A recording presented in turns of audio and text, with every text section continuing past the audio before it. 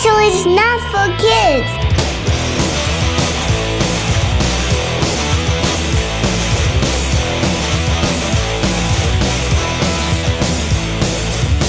Tom, do you feel out of sync because we didn't do our usual routine? We're here in the same room together. Yeah. I can feel the sexual tension building up. Yeah, rest in peace to our regular listeners, because the audio for this episode might be a little bit scuffed. It might be the best audio we ever had. We'll see. Maybe this is the model moving forward. We're in the same room. Mm-hmm. We're in the same room, and doing this pantsless is kind of taking on a new dynamic. So if you feel the blushing coming out in the audio, y'all know why, okay? A little bit behind the pants, behind the cast right now. Yeah, for the record, it was Kenny's idea. He said, like, Tom, are you feeling like no pants today? And I said, and he's like, he very much insisted we had to go with a no pants, because it was critical to the brand, the artistic vision he had. It's extra awkward because we have Jacob Kinney in the house. Hey, hello. Jacob. Hey, guys. How you doing? Yeah. I guess we didn't tell you. You can take them off now. Yeah, I mean... It's probably the beard that's adding to the sexual tension over here. I think so, yeah. As two man-children over here, I think the beard is a little intimidating. When I was in high school, I tried to grow a mustache, and I did it for like maybe 6 months. And then it was like nothing. It was like, I don't know if you've ever seen Hot Rod, but it was like little hairs. And then I shaved it and did like a bloody Band-Aid for my Halloween costume I shaved it on my cheek.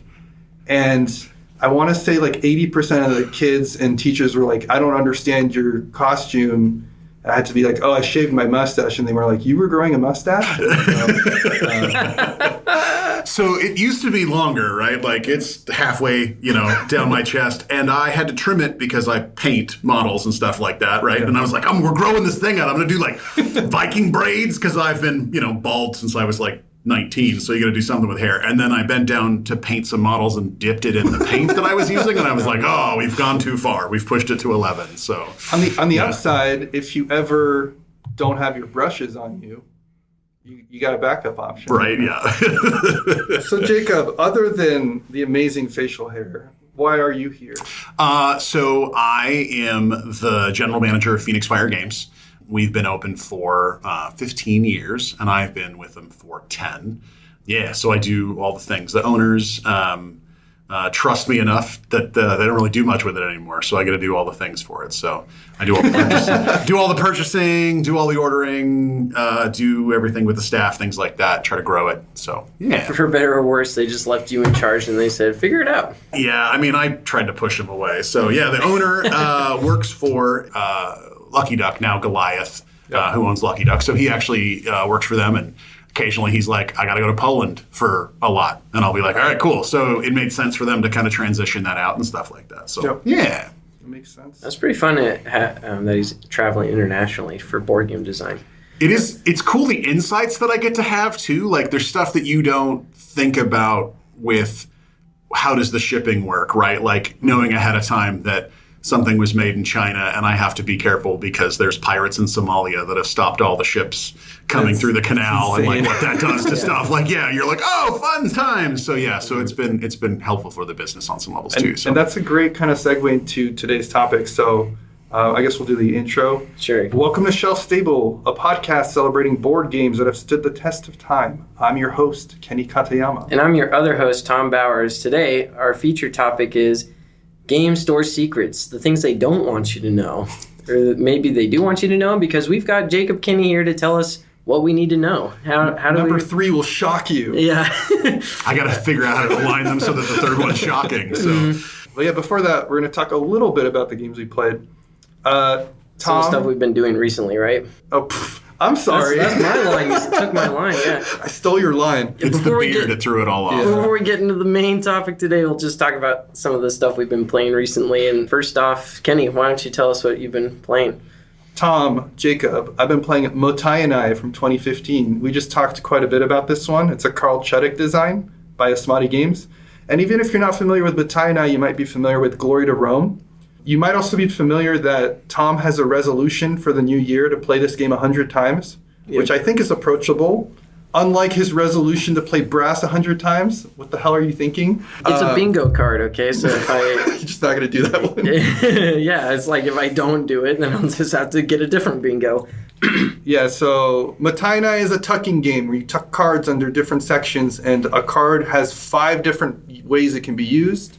It is very hard to teach, very obtuse, but like driving a manual car, once you do it, you're like, oh my gosh, I've been told. I've never learned to drive stick. So, oh, wow. A famous and wise person once said that Mottainai is like driving stick, so I'll trust them on that. It is a game that creates all kinds of emotions, and Tom and I played a bunch of games of this, both online and in person. I love how short it is, and I love how beautifully concise it is, in a way that is very much not approachable, but there's no chaff. There's nothing there that doesn't serve a purpose, and I feel like a lot of games don't do that. But it's not in a Knizia kind of way. It's not like there's just like, oh, it's so lean. It's messy. There's a bunch of stuff there, but like it feels like all of it has weight, has impetus. It's not just chrome, I guess. There can be some infuriating moments though, both with like how it plays as well as like board states. And Tom definitely had some raging moments. Do you want to share with the audience? Well, what did you say exactly? You were like, I think this game is good. It just pisses me off or something like that. And then you like went off on a thing.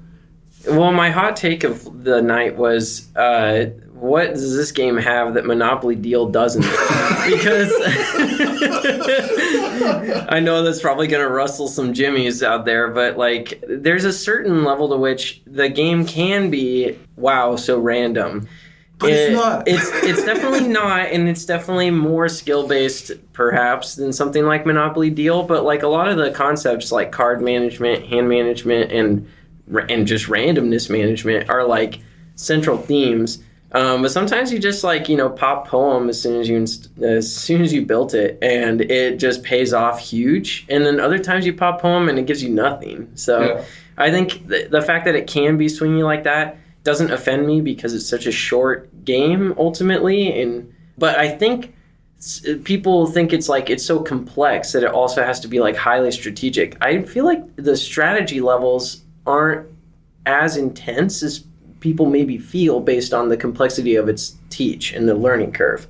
Yes. Okay. Yeah, I mean, it is definitely a low random game. And I think that's a good point. People usually equate complexity to competitiveness. Yeah, to high strategy or something. Right. Yeah. I guess that's what I'm learning about it. And this is maybe, Nick Bentley's probably like, rolling in his not his grave because he's still alive, very much alive. But anyway, just like, because I'm going through this 100 plays journey. And at this point, I'm like, it's almost like a unique Dunning-Kruger effect to board gaming where I'm like, I understand it now and I low-key hate it. And eventually, I think I'm going to rise back up and be like, actually, this game is incredible. Like, the card knowledge, who knows? Jacob, have you had any experiences with like games that are either overly complex but still random, or like where those two don't really line up? Or Well, have you played Mottainai? I have not played that one. Okay. Yeah. You eventually run a game store long enough and you realize you don't get to play games anymore as much as like look at them before they come out, analyze all the things, and be like, I guess I need that for the store. So there's like 3 parts of a game when I look at those. If it's random, it's complicated, then the other third pillar that exists is long, and it can't be all 3 of them, or everyone will hate it and throw things. Yes, I agree. The elitist in me never wants to play Settlers of Catan again because it's too long and it's random, right? Like, that kind of, it doesn't even need the complexity. But I actually joke that I'm the least lucky human being who exists. I feel that. Yeah, I just had a birthday last week, and Christmas, my mom buys us lottery tickets for both of those every year. And I had to convince her to stop spending money. She bought me $30 in the expensive lottery tickets. And wow. She's like, you didn't win anything. I was like, Mom, I've won $1 over the last 15 years. I'm not a lot. So I generally try to go with things that are a little bit more skill based because random, but I mean, they're fun. I'm not hyper competitive when I play board games. So it's not the worst thing in the world, but Yeah, it's good. It's also good to know, when you just aren't lucky, I guess, you're not going to be playing blackjack anytime soon. When a game has luck, it removes culpability, though, in terms of the outcome.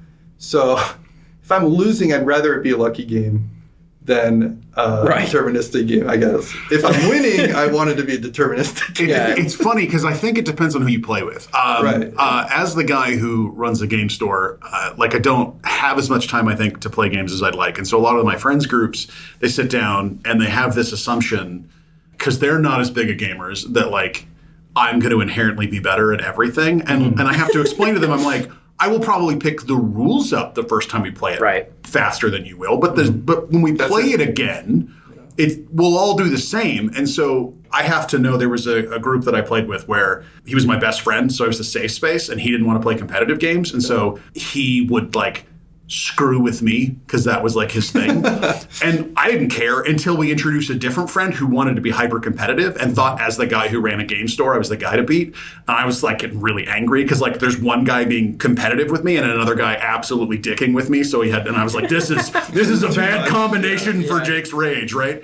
So I think it depends on the play group and stuff like that. If I'm going to play with a group of people who want to be hyper competitive, I don't want a random game. I had that makes sense. ex who played Catan. That's all she would play. Yeah. And after the dice went around the table 7 times and I didn't get a single card, somebody had brought Corgi over and I was playing with the dog. And she was like, will you play the game? And I was like, when that goddamn game wants me to play, I'll get back up and play the game, right? And so I think it just depends. But yeah. I can see you not wanting to play Catan anymore if that was the game that your ex only wanted to play.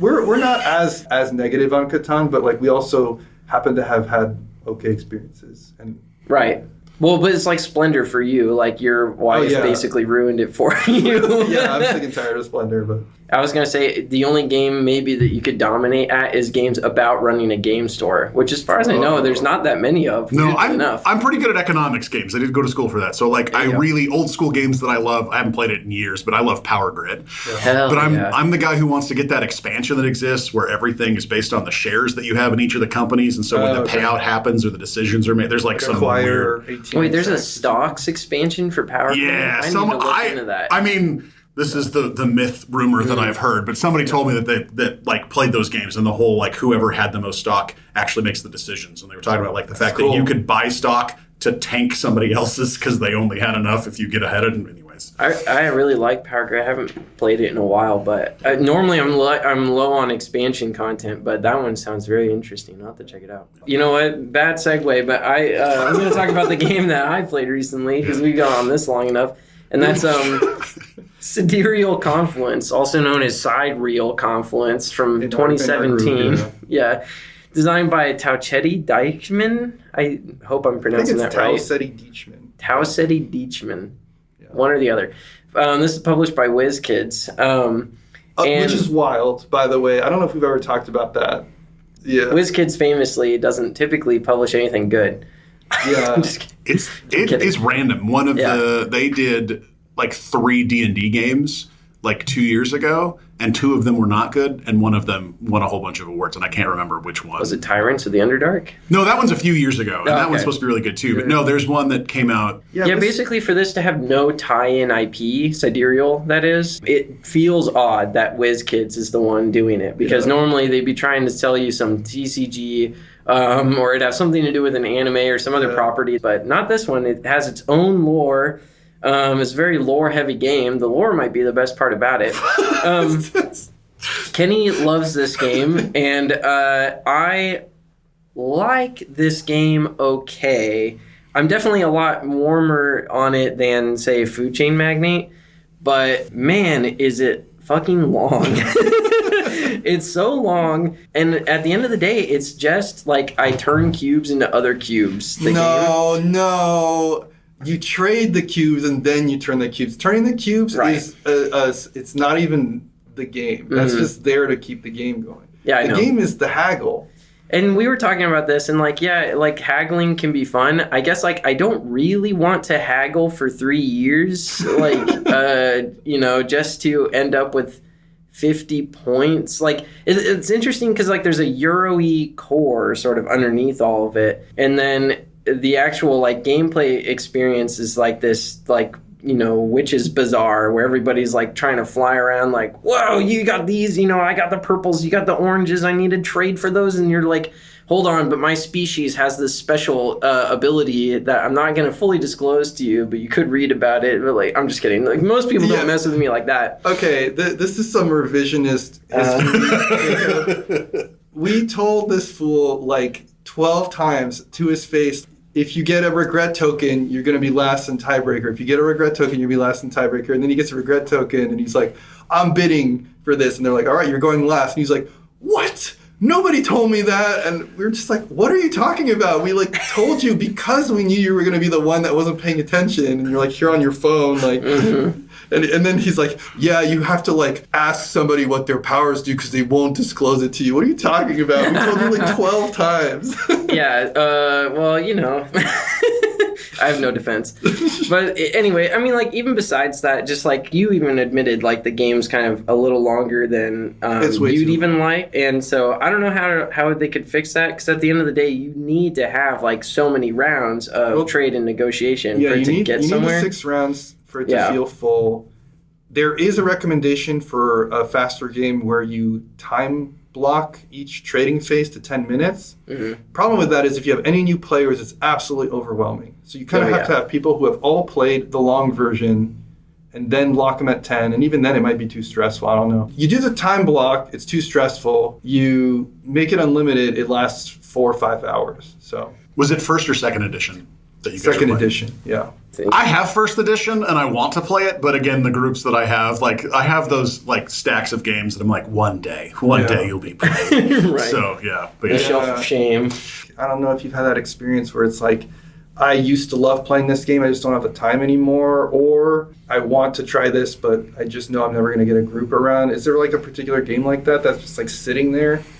Oh man, so I love connected campaign style games. Some of the reason I'm into games is like as a little kid, I got Hero Quest and Dragon Strike back in the day, and being able to play those and those kind of emulating things. And so there's a lot of games I buy that I'm like, well, if it's bad, I got a lot of cool minis for D&D. So like I own all of Massive Darkness 1 and 2, and with all the campaign stuff. I've not played them. I own them all, and I'll probably buy the third one that just had the Kickstarter go out because because I'm a collector, and that's a problem. But so I have a lot of those kinds of things. You know, I have all of the Pathfinder Adventure card game things. I played through the first campaign of that, but that kind of growth and structure is something I really like. So I have a lot of those, but yeah, Sidereal Confluence, the Mythology Trilogy that Eric Lang did, Blood Rage, Rising Sun. And so those are ones that they come out every once in a while. I'm really jealous. I have a younger brother he lives in Virginia. And of all the reasons I could tell you I was jealous, like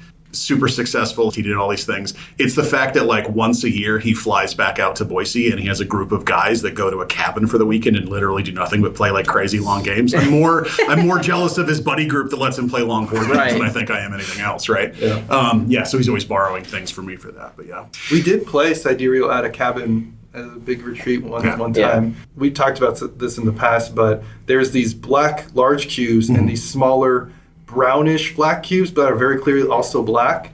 And at some point, we were just getting so frustrated by saying, like, no, not those black cubes. The other ones that we started calling the little ones piss cubes. Because they're slightly yellow. And there's a really high-scoring card that requires, like, all 25 of the small piss cubes. And near the end of the game, they just had somehow amassed that huge pile. And they literally poured the piss on the table. And then we were like, King of Piss. And we were like all cheering. And the funny thing is that later on, that same person clogged the toilet. I don't think it was his fault. But somehow the toilet flooded on him, like kind of as he was coming out. He was like, oh no, something's going wrong. Yeah, he flushed it and it started flooding.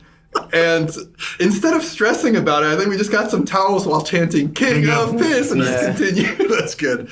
So one of the things that's interesting when I think about games that I want to order and stuff like that, is that game terrible for people who are colorblind? I think it's yes. Yeah, I would say. The cubes themselves. Yeah, there's nothing physical on the cubes that show like different patterns or different textures. No, they're pretty high contrast, but the small cubes are all small cubes and there's 3 different colors. Yeah. I'd say that actually, no, the colors actually do sort of lend themselves. I don't think a red-green colorblind person would have difficulty with this at all. Because the colors are as accessible as they can be. Yes, exactly. It's like black, white, green are the ones that are indistinguishable. Gotcha. and one of them's translucent. They could have done worse. While we're on the subject, there's a website called 64-Ounce Games, and they create kits for games that are non-accessible. Oh, that's cool. They do colorblind kits, and they also do Braille kits, where you can apply a sticker to cards so that you can actually be able to play a game if it has a card, even if you're not able to see it, because either you are not able to see small text or you are blind. So I'll post the link in the show notes as well, but great resource for accessibility. Maybe you've been wanting to play a game and you just are not able to. Definitely see if they have an upgrade component for you. All right, what have you been playing recently? You go through and you find new groups of people and you got to pull out your favorite games from the past. And one of my favorites is Nidavellir.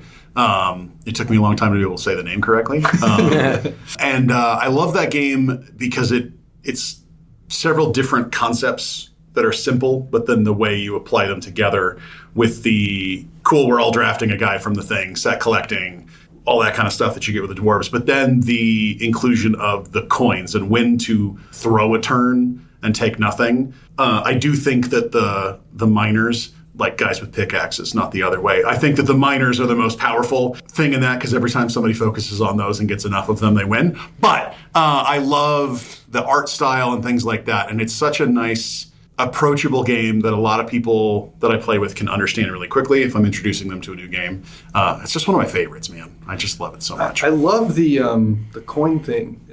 Just being able to upgrade coins via the ones you don't use. I think it's such a clever thing that I haven't seen anywhere else. Yeah, and knowing when and where to push it. And the last time I played it, which was really cool, because a lot of times people don't focus on this element, but there's a lot of things where, you're going to do an upgrade, but that upgrade isn't available, so you get the one that's under it. Yeah. But Nidavellir is the opposite, right? So like if you were going to get a 10, and the 10's gone, you get an 11 instead. And everybody actually played off of this. So people were like looking at what everybody had, and somebody one time upgraded to a 7 and got a 15 because that was what the coins were out there. And it was just really like how many of those angles you can play and where you can go and stuff like that. And the points are generally pretty close and stuff like that. I haven't played it with either of the expansions, but the quickness of the game, the simplicity of the game, and like having to adjust your strategy, like if you're going for the purple cards and 3 purple show up in the same row, you're like, oh, do I have to pivot now? Like my card availability is limited and stuff like that. So, yeah. That's one I need to try out because I keep hearing about it, yeah. Yeah, it's funny. We played it Wednesday, just coincidentally, and I was teaching it to folks they've definitely played a number of games, but they're still like figuring it all, like learning all the new stuff, and they really enjoyed it. One person went really heavy into like purple and just had all the purple cards. Another person tried to explore everything. The one thing that surprised me, and I think that's just because I've been playing it mostly on Board Game Arena, is like, oh, you have to put this out, and then you got to put this other thing, and then there's like so much setup for a game that is like relatively light to medium. It made me appreciate the Board Game Arena implementation. I think it's rare that I enjoy a game more on Board Game Arena, but I love how you just click and you're ready to go in Board Game Arena and you can focus on the game itself. That being said, I still enjoyed it both in person and online. That one, the box design's pretty good, and I would imagine did you play our store demo? Is the one you played? Yeah. So nobody puts things back the best way you possibly can in a store demo. Too. And so the little display stand that can hold all the coins can go in the box put together. Oh, okay. Yeah, it was disassembled. Yeah. So the like, oh God, how do I put this thing together is actually solved. And the iconography on the cards, if you're going to have it, just use some plastic baggies to put it away correctly. It actually is a pretty quick setup. But yeah, it's one of those, again, as a retailer, the warnings you give people. Sometimes you're like, hey, yeah, you could, if you played this game before, you can buy your own copy and take it home and play with your buddies. And then there's some games where you're like, you need to set aside like 45 minutes before they get there. There's a game that just came out that we started carrying called Neon Yakuza. It's about Yakuza cats fighting over like fishing rights and stuff. And I opened a demo for it. And I was like, this looks really cool. And there's like 47 little houses I had to pop out and like build because they're part of the game. And I was like, oh God. Wow. Or the Legendary series back in the day. Oh, yeah. Like if you've ever opened Legendary and you're like, why are the core cards not in stacks? Yeah, because they do the print runs. there's like 4 copies of the card, and they'll do the stacks. Yeah. So yeah. Interesting thing on that one. That's because that's printed in the States. It's so much more expensive to print things here. They don't have the labor costs to be able to keep the game down to have somebody recollate them. They literally just cut them from the sheets that they come from. FFG does that too. Whoa. Yeah, and so that game requires a lot of setup ahead of time, even though it's a simple game. So like the first time you open it, you're like, somebody needs to spend like 45 minutes organizing this thing and stuff like that. So yeah. Nick keeps trying to get me to buy a Nyankuzo. He's like, oh, it's a Kinney. But he's like, oh, you got to get it. I'm like, we did a New Year's resolution, like no new games purchased on our Yeah, we're trying to buy secondhand exclusively this year. Or at least I am. I guess Kenny's been doing it too. I guess swap meet helps. I was going to say rip to board game store owners. Maybe you can advocate for the opposite side. You could be like, here's how you can support stores and not be an asshole like Kenny. I mean, I'll tell you that one of the big things that, like, obviously we do the board game swap meet, right? So we try to encourage that and have those concepts and stuff. But like, the board game industry is kind of going through a shift. And I don't know if you've noticed with some of these where like reprints take forever. I'm sure you've heard the number out there, the 5,000 board games a year that come out. And so because there's such a glut, we had a really big uptick in board game stuff during COVID. We were one of the industries that actually kind of weirdly got a little helped because when you can't go anywhere and you have to sit at home, board games are a good option, right? It's kind of having a little bit of a turnaround. And so you have all these companies that decided to jump in the boat and they produce all this stuff. Well, stuff sits there. Lucky Duck has been having this issue. Again, insider information. Yeah. But they realized that their big games that do really well on Kickstarter, so things like Divinus and stuff like that, actually do not very good. Destinies don't do very good in retail because of the big kind of game associated cost thing, right? Like you're a person who's hardcore into it. Like we have the Marvel Zombies all-in Kickstarter that I still have that has, it's a billion things. It's a giant Galactus statue and it's $900 and I don't know if I'm ever going to sell it because is it really $900? Yeah, for the whole thing. I mean, it's like oh my God. It's like 37 boxes or whatever it is plus Galactus, right? Yeah, I didn't realize it had accumulated that much. It's like that's what we had to sell it for when it came out. Basically, it cost us a lot, right? Yeah. You think about the shipping. We have the Cthulhu statue for Death May Die that just came in, and I paid more for shipping on each individual statue than the statue cost me and stuff. So yeah, 100 games to play before you die. In this segment of the podcast, we like to talk about the list that Kenny came up with, the 100 games that you need to play before you turn 100. Jimmy Carter, shout out any classic. Any dead celebrities. I don't know any like 100-year-old celebrities at the moment. I need a new one. Who was the president that just passed? Jimmy Carter. Yeah. That's been my joke for a while. Is that he needs to get on it. Get through this list. That was before he died. And then he died, and it was really awkward because he was joking about it. Well, just say, don't be Jimmy Carter. Whatever. Don't be a fail lord like Jimmy Carter. Actually get around to playing these games. Start now. You never know. Poor Jimmy Carter's estate's going to come out and show you, massive collection of board games and be like, listen, he played all of those. And you're like, son of a... We were joking that he's in the middle of Through the Ages when it happened, But that being said, number 21 on this list is Santorini from 2016. This is designed by Gord, apparently. I don't think that's Gord's real name. Right. And published by Roxley Games. Kenny, why is this one on the list? Santorini's on the list because it is that chess level kind of game. There's a type of game that isn't chess. It's not straight up abstract, but that has nearly the same level of simplicity in rule set and I guess core gameplay. But Chess DNA, but also a thin veneer of a theme over it that makes it accessible to families, that makes it accessible to game groups.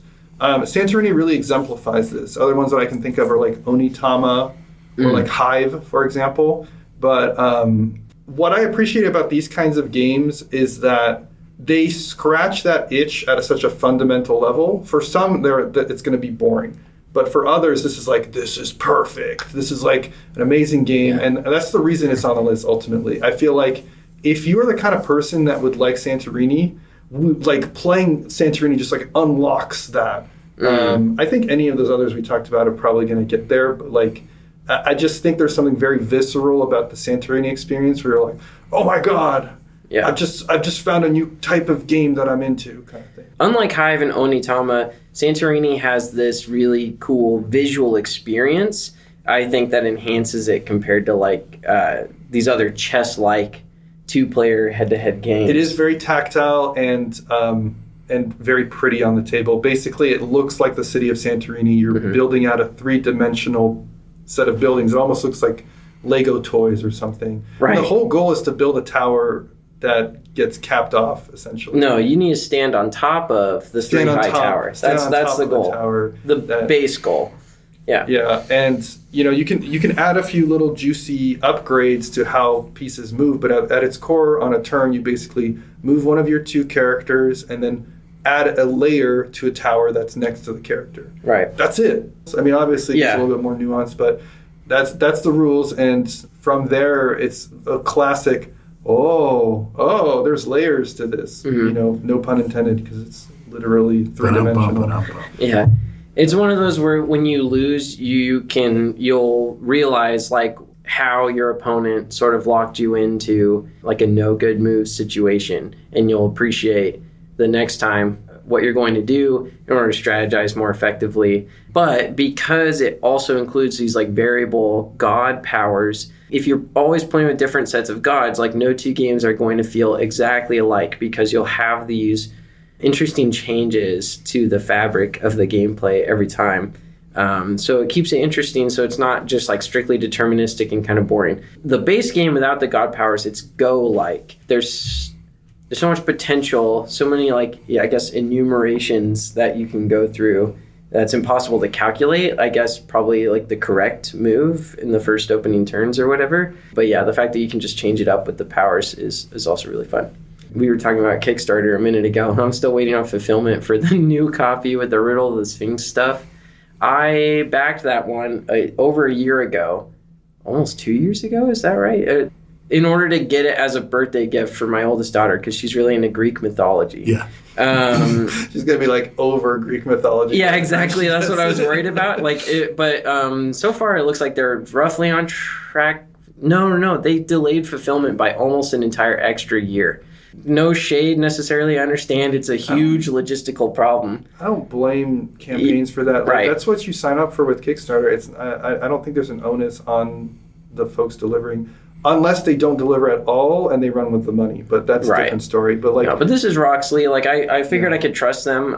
It is a bit of a shame. I think they said originally their fulfillment would have been last April. So finally, I'm super looking forward to that. But we don't talk about Kickstarters that much on this podcast. We try to keep it with the old games, the 1990s Knizia games. But I'm looking forward to finally getting this and actually getting to try it out. It'll be cool. It makes me think of how important the visual design is for my ability to sell a game. As you were talking about, it made me think of Takenoko, right? Where that game sells because there's a fat panda that moves around the board, right? Yeah. And there are games that play very similar, just like there's games that play very similar to Santorini. But why do you get Santorini over those other ones? Because it looks cool, right? Yeah, exactly. There's only so much design space, and how important that can be and stuff like that. The toy factor can be the ick, or it can be the reason I want the game. So it's I really don't know when it is and when it isn't working. But I think the game's core has to be really solid, and then if it has toy-like features like this one does, that just adds, really. But other times it's like the core is not that great. The toyness is the selling point. Then I'm not as I don't need Marvel United. Well, it's like I already have enough Beyblades. I don't need another game toy. Well, and pieces like this, designers can get stuck on this. What is the Stonewire game that's like the Civ builder? Is it Tapestry? Tapestry. Yeah. There's a thing about Tapestry when you play Tapestry where those buildings feel really kind of oddly tacked on. They don't feel like they work as much. But that's because somebody made those buildings. I mean, again, hearsay stories, I guess. I haven't seen this firsthand. But somebody made those buildings and he designed a game around those buildings, and as the game got farther and farther away, it's like, no, these buildings are in it. And you're just like, do they need to be? Also, I think I paid a lot more for those cool models. But yeah, so I get it, where stuff sits and things like that. It's a shame, because the time I played Tapestry, I was like, oh, these buildings are awesome. I can't wait to use these. And then you use them and you're like, That's it. That's what these buildings do. They're literally, they could have been cardboard polyomino things. Yeah, and the buildings don't even really match the shape of the No. And like if you would have given me cardboard, it would have made the game like $20 less probably. Yeah, $20 less, functionally easier to play. Yeah. Okay, well, enough of that bullshit, whatever the fuck we were just saying and talking about Santorini. It's time for my super epic segue. Yeah, you don't feel so good now. You have to do it in person in front of other people. I just have to do it in front of the people. The safety of your room. They're trying to run like a family-friendly game store, and I'm out here saying like, all these bad words. But anyway, it's time to get into the real meat and potatoes of the podcast. The part of the podcast that the people come back week after week to listen to, and that is our main topic. This week, we're talking about game stores, what it's like to own and manage one. That's why we're talking to you, Jake. Why don't I just start with this? What's maybe like the number one thing, if I wanted to open my own game store, what's the number one thing I ought to know? Open a game store. Funny. Don't. Honestly, my joke would be don't. But like, that's because in the world of board game stores, I think, number one, a lot of people that I see, because, you go to trade shows and you see those guys there the first time, there is the, I like games, I'm going to play a lot of games, I'm in a good deal on games. And you will be very successful and you won't do any of that.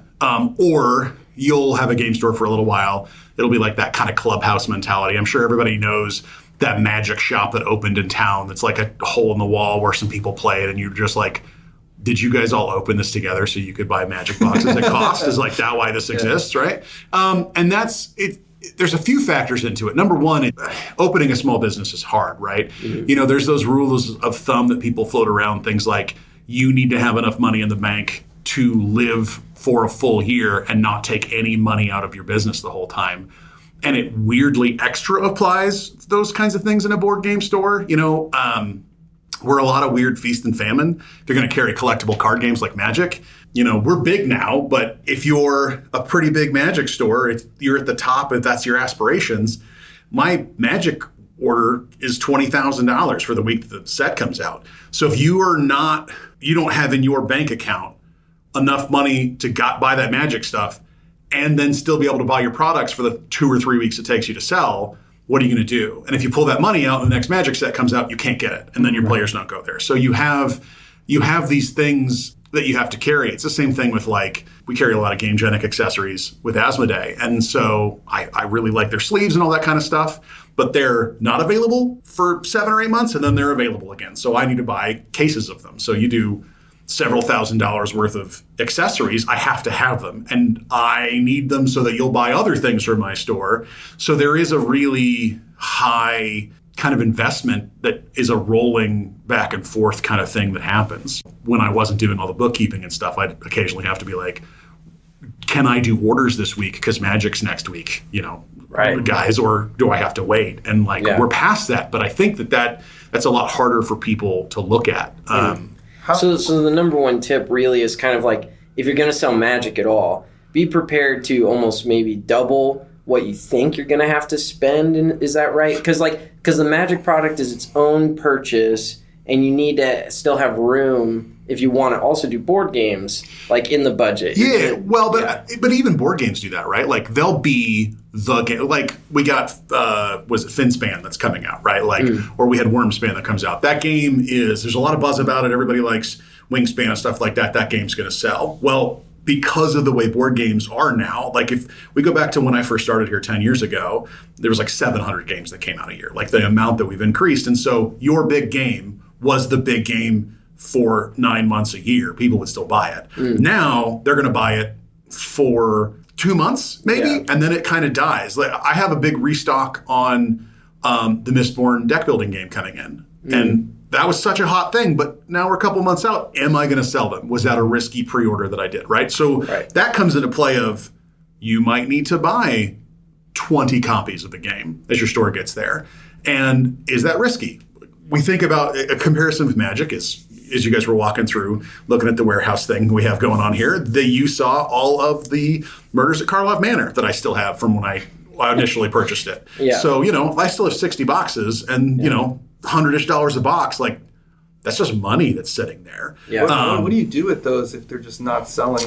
When you see somebody sell something online for really cheap, They're just trying to get it back in liquid assets to be able to purchase something else and stuff like that a lot of times. We have tried different kinds of sale things. One of the things we tried this last year has been if you spend X amount of dollars, get this thing for free, which makes everybody feel cool, right? So it's like, hey, if you spend $20, get a free booster pack. I don't know how to do it on the normal play boosters, what the price point I want yet, but it's helped with like collector's boosters nobody wants. But we've done that with board games too. You know, we have a good system with dead board games where we do the Christmas blind boxes. I think that we have a culture here with the staff who help me pick things and the stuff that I get that I don't think I get bad board games. There's definitely some out there that you're like, ooh, that's not a good game. That's bad. So because of that, the whole concept of the Christmas boxes being like, if you mostly shop here, you can buy these Christmas boxes, and there's games in here that we know you'll like because they're good, but you didn't buy. And why do I know you didn't buy it? Because I didn't sell any of them. So like, so none of you guys have them because they're there. Yeah. And so finding ways to do that, and really what you're looking in that case is, can I just break even? Right. I think about my labor costs to receive them and all that kind of stuff, factored all in. Am I even cool? And so that's kind of funky. So okay, so repackaging as gift boxes is a nice way to sort of mitigate disaster pileups like Karlov Manor. With Magic cards, this might be too specific, but with Magic, there's a lot of like online marketplace. Mm-hmm. So is there anything that restricts you as a business owner from selling on something like TCG Player and just trying to do direct shipping and stuff like that? We sell on TCG Player, but we don't sell sealed product as much. We've tried before. The issue with a lot of those things is there are different ways that you can approach things. We try to be a family-friendly store and have like a known reputation, right? I have a percentage that I make on products. And so you can have something like Lorcana is a good example as a collectible card game. I looked at what it cost me to sell Lorcana. Mm-hmm. I looked at what it was going to cost me to get extra boxes. Because some of the distributors will keep stuff back and like give you your allocation and then charge you a little bit more sometimes for things. They're capping you. Yeah. So, and then like post capping, like you can have more, but you're going to pay more for it kind of thing. So looking at all those holistic numbers, I sold it for a certain price. Mm. When that happened, and I think we were selling packs at like $8 a piece for the first set, there was a little store in town that was selling them for $20 a pack because that's like the market rate. I don't do that. And so then when stuff's more available, I still sell it for the same price. And so the flip side with selling those things online is that if a box costs me $110, my cost, there's somebody online selling for $111. Well, I still have to spend $20 to ship that box or $15 to ship that box, and now I'm taking a loss on it. Right. But I'm not going to supplement that loss by overcharging for a different product. So that isn't something that we really play in. Gotcha. And so there's those kinds of balances you have to play into and what you look at and stuff like that. So not for product that isn't selling, but for stuff that's in the store, are there rules as far as retail prices are concerned, either like actual like requirements from the supplier or from something in the legal or meta rules as far as like pricing structures deviating from other pricing? Yeah, there is something that none of the big online retailers like Amazon ever get hit for generally, but it's called MAP, minimum advertised pricing. And nobody cares what you actually sell the product for, right? If it's supposed to sell for $100 and you sell it for $50, they don't care. But you can't advertise that. And you can do a thing where like you can say, hey, like we have a sale right now that's 25% off a whole bunch of different starters for different games, right? A lot of those lines, that price we would sell it for is breaking the MAP policy. But when you go to my website, that's not the price you see. You see it costs $100 plus 25% off. So when you go to checkout, it changes the price. And there's a couple different reasons. There's devaluing product. I think that Wizards of the Coast is kind of dealing with this with the concept of MSRP. Their MSRP didn't go back to the same levels as it percentage-wise was before. But it became a thing where there was a Wizards MSRP and you saw somebody buying a product for less than that, and you're like, I'm getting a good deal. But you take MSRP away, and that's what everybody sells the product for. You go, this product is worth this much money. That's a wild concept. Yeah, that just blew my mind because I'm thinking like, the price you sell something at is whatever you're selling it at, but you don't want to devalue it. So that's why people like stores do the 25% off and things like that. I've never put those two together. That's wild. Yeah. It's the other way around. You're selling it for this price and then you just show what that percentage is compared to the things. Yeah. Well, so there's the perception of price, but also now that there's multiple places like Amazon, because you have Walmart.com, which is, for all intents and purposes, most of the stuff is just Amazon. It's some other third-party shipping. They all have programs that scrape each other's sites.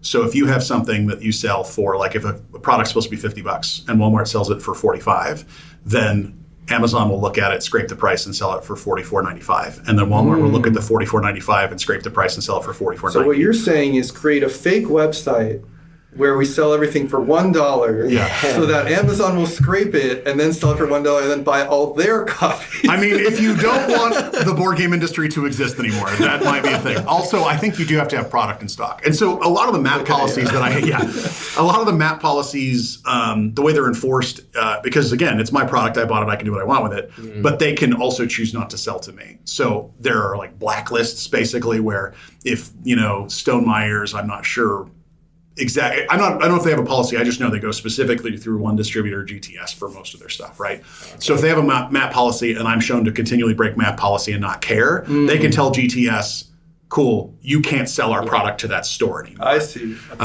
So this is an industry regulation thing that comes from the industry. It's not like a federal regulation. Like it's not an FTC, FEC thing. Yeah, I mean, it's not just board games. MAP policies are everywhere. And I don't really remember seeing them until the prevalence of online shopping. So I don't know chicken egg, like, did I not know about it because it wasn't an actual thing that came up? Maybe they've existed for a long time and stuff like that. Some of the companies have, Asmodee's MAP policy is for, hey, these games that came out in the last 2 years have MAP policy. And then these other games that are our evergreen titles have it, but I don't care what you do with the rest of them, right? Like if a game's like 3 years old and they don't want to print anymore, they really don't care what you have it priced for and stuff. And they'll do things like MAP holidays. So like some of them will be like, hey, for this weekend, like it's Black Friday weekend, I don't care what you advertise the game for and stuff like that. So some people are more specific than others.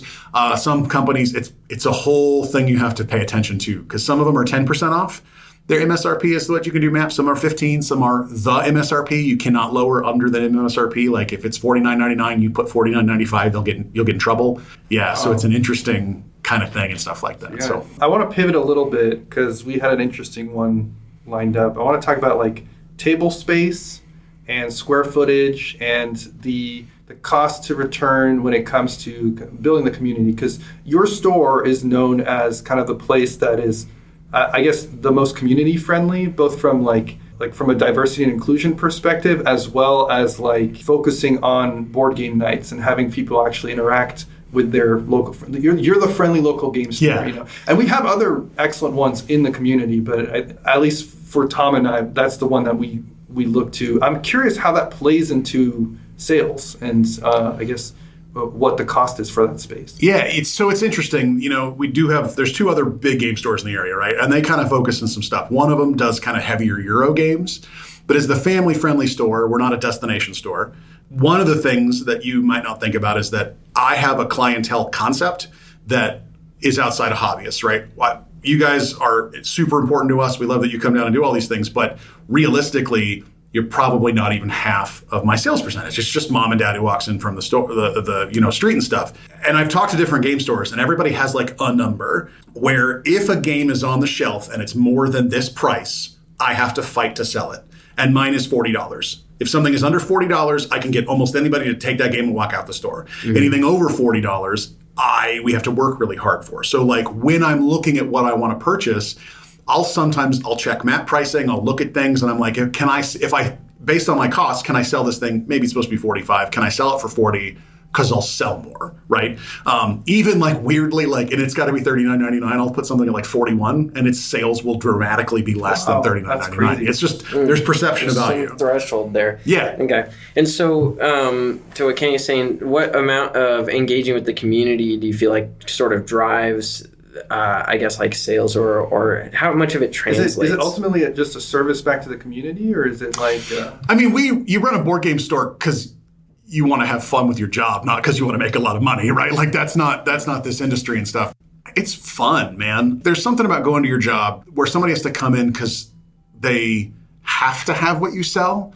There's nothing in my store that's a have to have. Like literally, I'm a luxury product thing. Yeah, but it's a boutique. Yeah, but it's also a boutique. It's not like a bag that you just like, or like a hat or watches or something where it's like this weird status symbol. I literally sell a luxury product that's just going to bring you joy. And there's something incredibly satisfying and fun about that, right? Like giving somebody a new game or having them come back in and tell me how much better their Christmas party was because I convinced them to pick up So Clover or something like that. Just you're like, cool, like I make the world better, right? There's not a lot of jobs necessarily that you can do that with. The reputation with that and the way you build different things, there's some cost with it. Like if somebody comes in and they ask me about a game and I don't like it, I will tell them I don't like it. You know, if I don't carry something, I'll suggest other places to go, which it's not always the thing you do, but it's because we want to be the place that you come to because we'll be honest with you and, you know, like serious about the stuff we sell and things like that. You know, I joke about I don't like Settlers of Catan because I've played it too many times. It's you don't ask your food critic about the best place to get a hamburger. He doesn't want to talk about that anymore. He's had too many. But I sell a lot of Catan and I stock Catan. And I'll tell people, I'm like, I'm not a huge fan of Catan because of this, but here's the things, right? But it also comes into like we have the board game rental thing, which I think is fairly unique for board game stores where we have a lot of demos that the cost to rent them is like based on either the time you rent them and a percentage of the cost, right? But then we take their rental fee off buying a copy of the game because 5,000 games come out. There's a lot of cost associated with us and with running those and people who don't return them or they come back damaged and stuff. But that's just a thing you have. Or we were talking about table space before the show and the square footage for that, right? Like, so we're in Meridian, Idaho. And we're about mid in the country for cost per square footage. It's calculated by year, right? So we pay $26 per square foot per year on average in Meridian. My store is about 5,000 square feet. About 2/5-ish of that is play space, so you guys can hang out and play. Yep. So just because these numbers are nicer and I don't want to do the math, about 1,500 square feet, I think you can say is probably our play space, right? Yep. Well, that means that I pay $40,000 a year, approximately. These aren't my real numbers, $40,000 a year just for a spot for you guys to be able to sit out and hang out and play. And that incidentally makes me money. You guys hang out and play in my store and buy more stuff, but I doubt that I sell enough extra product to make up for that cost. You know? Well, Tom and I are basically celebrities, so every time that we sit in that spot, that's making money just from all the autographs and the paparazzi. We just have to figure out a way to bring it back to the monetize store, it. Because we're just pocketing all that cash. Yeah, right. Yeah, I'm gonna start charging you a fee. So it sounds like to me a little bit of what you're saying almost is like, you don't get into this to make a profit. Or if you are going to get into this to make a profit, you should probably just be an online Magic seller or something like that, right? And even then, it's like, it's not necessarily going to be big numbers, right? It's not like a way to blow up. So you got to ask yourself, like, you're doing this. Why do you want to start a game store? Why are you doing this? And if the answer is you want to build community, be prepared, it sounds like, to just literally be investing in creating space for people to, like you said, enjoy things and be the place where people come to find joy. Right? And it's like an intangible asset, right? Like the $40,000 is kind of worth that to some degree, even if it, you know, is not the most profitable thing you could do with the square footage. Yeah. Right? I mean, I think that's a good way to look at it. There is some interesting benefits when you look at what we sell. You have to be careful about what you invest in and you have to know product lines and stuff. But there are different kinds of luxury things. I look back to the reason American culture with movies is so big. And it's because back in the day, Depression, nobody had any money. You could escape your life for an hour and a half for 25 cents. So the cost per hour of entertainment is a big deal for people. And so the one advantage is once you're established, once you've gotten there, once you've done the drive to get here, you know, the owner of the store for the first 7 years, like, was here 7 days a week. Like he didn't get to have a life outside of the store running. Right. But we're a little bit more recession-proof than other industries because when your pocketbook tightens and you're like, now movies are weirdly the opposite end of the spectrum, right? Movies are so expensive that they're this massive luxury. Do you go to the movie theater? It costs this much money. So if all of a sudden you have your spare have fun money goes from $300 a month down to $60 a month, well, your whole month can be entertained by going and buying a board game. You know, so there are some advantages about being in the industry and stuff like that. But to have a board game store in an industry that has so much, I could get it online cheaper, you need to be the value add. You come to me because I'll tell you and talk to you about the games, and I'll show you things that you didn't think of and all this kind of stuff. So that specialty retailer, you need to make it special. I worked at a GameStop at one point in time, if we can talk about other companies. And I think that was the issue at one point in time, is that when they started cutting our labor, I didn't have time to talk about video games to people. And so then why did you go?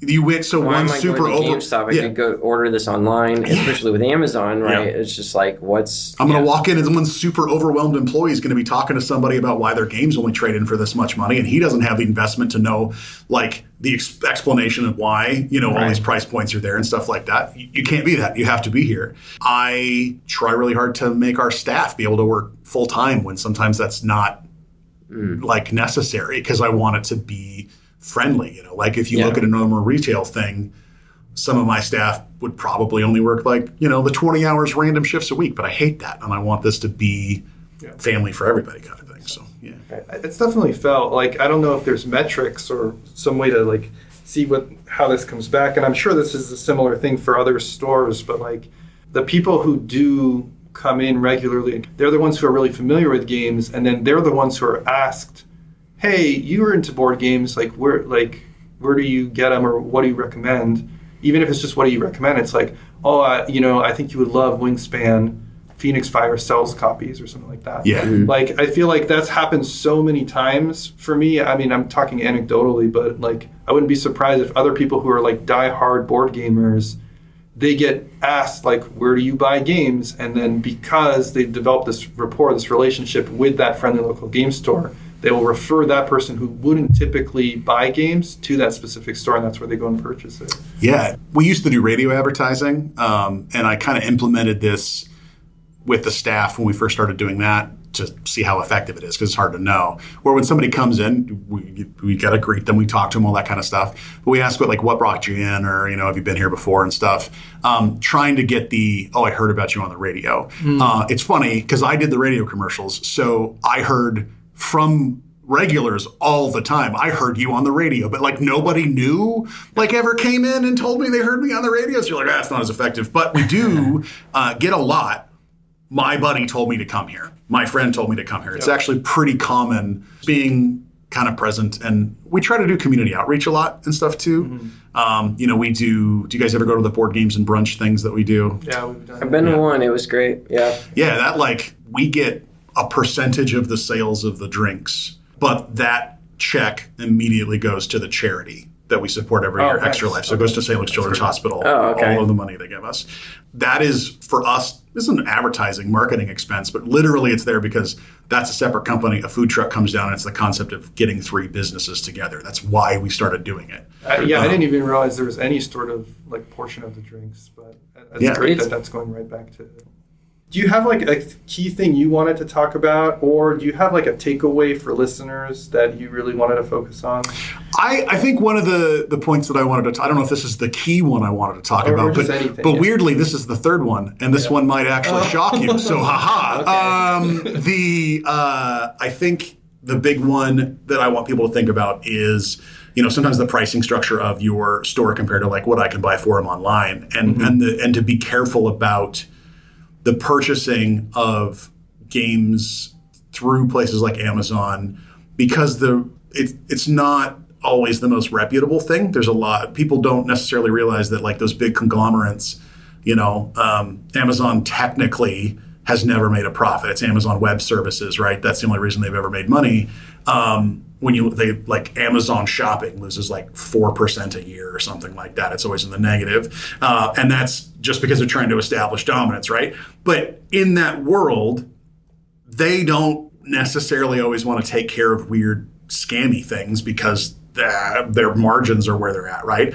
And so Czech Games really brought this up when Kutnohora was coming out that year at Gamma. They were talking to us about this, where other than Letter Jam, because it has those cool poker pieces that are plastic, there's no place that's not China to manufacture those at a functional cost. But everything else that Czech Games does, they print in the Czech Republic. That's their whole big thing, right? Mm-hmm. And so if you buy a Czech game from Amazon and it comes to you, on the back it says "Made in China," that is a stolen copy. Like, they stole the game, they reprinted the game, and they mailed it to you. The Czech games got nothing for that. So, because I can get, I understand. I want people to play stuff, right? Like, the world of D&D books, for a while there, Wizards of the Coast was selling their D&D books for like less than my cost to get them in my store online on Amazon, right? And so you're a kid who's like 14 and you want to come down and play D&D and stuff like that. I get that, like, cool, I'm gonna make you a lifetime customer. When you have more money, you'll buy your books from me. Right now, you're buying a snack and you're buying like a miniature and stuff like that because this becomes your home. Like, I get it. I'm not going to be the guy who's like, never buy things online. Like, don't. Right. But you have to be careful because you're going to potentially hurt the people who make the game, right? Okay. If a game takes off and it's a little teeny company that makes it, that designer may never get to make another game because everything that you bought because they were having issues with production for the main one is being reprinted from a factory over there. The Czech games even talked about, like, if you get those, you have to have the purchase tell Czech games and show them so that they can show Amazon, because Amazon wouldn't do anything unless they had physical proof, right? I think it was a couple of years ago. I mean, I don't know if stuff's changed, but like, you do have to be careful of those things and what that impacts and stuff like that. So just complete replicas of games are sometimes being manufactured 100% separate from the company, the designers, the publishers, anybody that's working on it. And then it's just getting listed on Amazon with like almost no way to tell even that it's a knockoff, except that if you look closely, it says something like "Made in China." Yeah, they had their example was a Codenames. They had a copy of Codenames, and you would not in any way, shape, or form not know that it was from them, other than on the back under the barcode it said "Made in China." Wow. Okay. Yeah, that's wild to me. I guess that's even going on at all, because like I feel like people dodge Amazon because they're trying to take antitrust into their own hands, like, right? Yeah. Like, they're dominating the space. They're like $1 trillion company, way too much power, blah, blah, blah, and then they're like ruining the ability for game stores to, be able to compete price-wise, right? And so, the value add has to now come from the service, the community, et cetera. But it's wild even still, I guess, that there's just... I don't even know how many people realize that you can just literally get 100% scammed and not even know it, because like the manufacturing is there, it's in China, and they're fully capable of making this product, and it will look and feel the same, and you just can't even tell unnecessarily. Yeah. It's that kind of thing sometimes where, like, if it looks like it's too good to be true, it probably is, kind of thing. And like, again, some of these board games are expensive, and some of these things are there, and like, I get it, but you do get the issue of, I've had people tell me that a game came in and there was a component wrong, and you try to like get a hold of the manufacturer to replace the component, and they find it, and they're like, we didn't make that. That's not our copy of the game, right? Like, you can tell because this isn't the markup, it's on the bottom, and you don't know, and then you're mad at like that company for not replacing it, but like, and some of them may just do it so that for customer service and things like that. There's all these weird costs associated with some of this stuff. It's crazy. So there's a lot of threat of tariffs like none other. Yeah. And if that were to happen, I'm like, what do you feel like your bottom line is going to get like affected a lot? Say that we started a trade war with Canada, Mexico, and China. Yeah. And everyth's tariffed 10, 20%. They're not tariffs, they're taxes outside. Okay. Right. External revenue service. I'm like, are you scared about this? Like, how worried are you for this? Because it's a serious thing right now. Yeah, Mexico, Canada, there's not a ton that like in my industry comes from those things and stuff like that.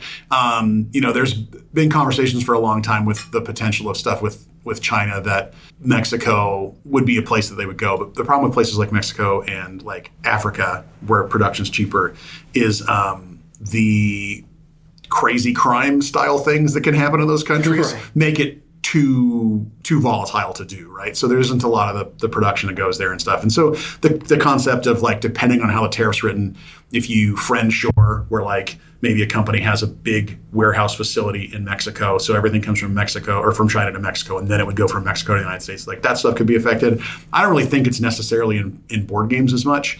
What you get is like there's a belt tightening concept that has to happen, and so it depends on where it goes, right? If, the cost is 25%, the 25% is a weird trickle thing, right? Because the manufacturer needs to get it to the distributor. So the distributor paid 25% more. So depending on where the level is and where that hits is where it's going to come into play.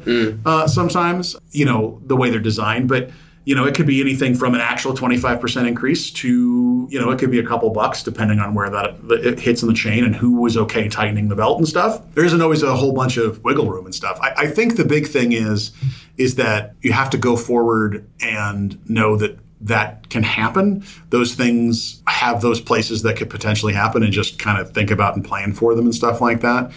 If it happens, I adjust. I mean, it's a small business thing. We thought we were going to be super hosed in COVID, and all we did was sit down and the owner and I spent 72 hours putting 2,200 items on our website to sell online because we're like, I don't know, what are we going to do? Right. And then started shipping giant boxes full of paint to Florida because nobody else was doing it. So you have to be flexible. You have to look at things. And I'm kind of a pessimist I look at everything that could go wrong, so I know how to deal with it. But I'm not a person who's really affected by the fear of what could happen, because it's going to happen and I have to adjust to it. I don't have anything else to say. So it may change if $40 is my price point that I can sell, maybe a couple of the games that I was thinking about don't get brought in because now they're $50, or we just have to sell better, or that kind of stuff. So okay. For maybe somebody who has a small game store who's listening to this and losing their mind at me right now. I'm really in a blessed situation for the size of our store, right? I can do, there's some contraction I can do. There's some stuff that I can do. I have a staff member who's really looking to go back to school and do a totally different thing. If this starts to hit, I know that they're trying to transition out in a couple months. Maybe I just don't fill that staff position. I'm not hand to mouth with this business, right? So that I definitely can understand that means that I don't apply this the same way. But I think it's the issue of in business, stuff goes wrong all the time, right? You guys shopped here. So last year we had the air conditioning totally go out because the landlord didn't do anything, right? Oh boy, yeah. Yeah, and then we also got to close for a couple of days because somebody didn't, one of the other businesses that shared the building with us didn't correctly clean their grease trap, so they turned the grease trap alarm off. And so when they went to fix it and turn that back on and the floodgate, it flooded sewage back into my store. And that's why we had to be closed for those couple of days, because sewage came back in. That's wild. That happened. I mean, both those happened last year. You just deal with it. You figure it out. You what are you going to do? There's loss of sales that happen if you're too afraid to do stuff. You can't really move forward, I guess. Yeah. It's the weird business thing, right? I'm always worried, but I'm also I can't be worried, I guess, is the way to say it, Yeah. You're going to have to just be ready to weather those storms, I guess. This is a short one, maybe a one sentence, but how do you feel about Spider-Man and Standard? So it's funny. Because now you're getting into which we didn't cover, man. I feel like you can bring me back on and we can talk just about a whole bunch of other things. You're getting into what do I like personally in things in games, and what do I think will do well financially in games. And I fight with this all the time. Both aspects. Yeah. I think it'll sell super well. Lord of the Rings proved that. I guess the flip side to it is those Universes Beyond sets sell really well when they're already nerdy in the I play games nerdy. We learned that with Doctor Who. Doctor Who was nerdy, but Doctor Who was not board gamey nerdy necessarily. And those decks were very complicated, actually. I think that's a design fail. The one thing I do wonder is that those have been really cool for people to play Commander. Commander's a little bit more nebulous. Yeah. And because they're now standard legal sets, I do wonder if people will care as much, if the cards don't have the power level. Yeah. So I think they're walking a weird line. I don't know how invested you are in the lore in the game.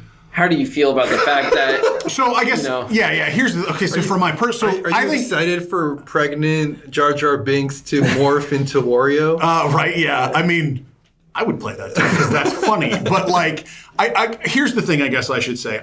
After the way we got rid of the Eldrazi and no consequence happened, and the way that there was no real consequences for dealing with Nicol Bolas in the whole War of the Spark, and then there was no real consequences for the Phyrexian thing, I don't personally care about the story anymore. Right. We have at least one listener who's just going, yes, Thank you, Jacob. Yeah. Right now. So I think there's no... Back in the day, they actually killed their darlings. What happened? Dude, you know? man, I played back like Weatherlight. I loved all that stuff. I hated slivers. Slivers can die in a fiery pit. But like... Wow, hot take. We're alienating 80% of our listeners who don't... Yeah, I was going to say, we don't have like a We don't huge play magic Magic. base, so I don't know how much of this makes it in the final cut. But I think we just wanted to know. Oh, yeah, that's all good. I think that's going to do it for this week's podcast. Thank you, everybody who came and listened. Thank you so much to Jacob, Kinney, for your time. We really appreciate getting those insights. I want to shout out especially Michael, Tyler, Devon, and Josh, the Boise RainBeaus, for your awesome segue, and Bonehouse for letting us use your song Rot as our opening theme. Do you have anything that you wanted to plug? Yeah, you can find us at phoenixfiregames.com. We ship all over the country for, I think it's $75. It gets you free shipping on the order and pretty much have all the products. So if you're sitting here and you heard like $900 for that Marvel Zombies, that's amazing. I totally buy that. Please buy it from me. I'll ship it to you. Also, we're on Facebook and Instagram, if you look up Phoenix Fire Games and stuff like that. We'll have links in the description as well. And if you're ever in Meridian, Idaho, come check them out. They're right tucked between the Albertsons and the biker gang church. No, that's not there anymore. That's it's part of the sign might still be up. That's now part of the gym and stuff like that. It's funny. Fingers crossed we'll be moving to that part of that big lot that went out because that is more square footage. That's one of the other issues is that success means you need more space. That's another thing that always happens. So yeah. Okay. Rest in peace, Biker Gang Church. We're going to be at SaltCon, so if you're in Salt Lake City, we're going to have a live show on March 1st at 11 a.m. in the convention, and that the convention itself is in Layton, Utah. You can come on down, play games with us. They have a huge library of games. It's going to be a really awesome event, I hope. That's February 27th through March 2nd. We will also be at SaltCon. So the owners go down and vend at SaltCon. So you can see us there, too, if you want to see us outside of our normal environment. I'll be at Gamma, so one of the owners has to be there. They decided to schedule the giant trade show and SaltCon at the same time. Yeah. Okay, big mistakes were made, I guess. Yeah. But it'll be cool. So you can even see Phoenix Fire at SaltCon. You can come to SaltCon, you can listen to me and Kenny yap, and then you can go buy all the games that we're talking about at the Phoenix Fire booth. And then we're also going to be at Tree Fort, big music festival that happens here in Boise. That's March 26th through the 30th. Entry to our show at Tree Fort is free. We don't need a Tree Fort wristband to get in. Also, Tom will not be singing. Be skeptical on the second one.